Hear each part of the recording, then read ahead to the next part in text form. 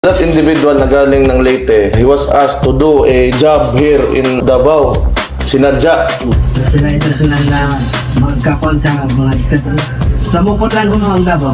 Samukot lang kung ang Davao.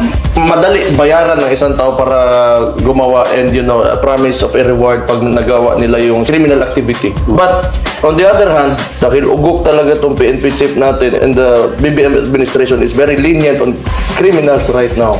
It encourages criminals to do these kinds of activities. Kahit naman we're doing everything that we can to secure Davao City, pero if yung PNP chief magsasalita na ang droga pampagising, what can you expect? At bakit may mga tao gumagamit ng drugs? Remember, hindi sila addict. Remember, ang gumagamit ng drugs sa mga tao natin, especially mga ayoko na, yung mga nagpapadagdag ng oras. Kasi pagka gumamit ka ng drugs, gising ka. It is very encouraging for them na nakikita nila na hindi talaga stricto yung presidente natin pagdating sa peace and order.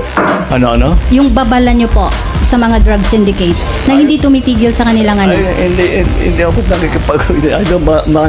bahala kayo sa ginagawa nyo. Basta tuloy-tuloy lang kami. So kaya makikita nyo may mga maraming bangag talaga sa Facebook, recording themselves and posting it on social media na nagsasabo sila. Maya na lang may makikita ka na mga matatandang tao, yung pinapatay nila, pinuputulan pa talaga nila ng ulo, tapos bangag nakuhuli. It's all documented. A lot of crazy things are happening in this country right now, especially crimes.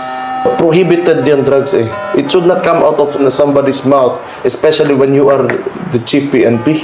Para kasing sinasabi mo, you're tolerating these kinds of activities. Wala ka mang narinig talaga ang presidente na threatening criminals.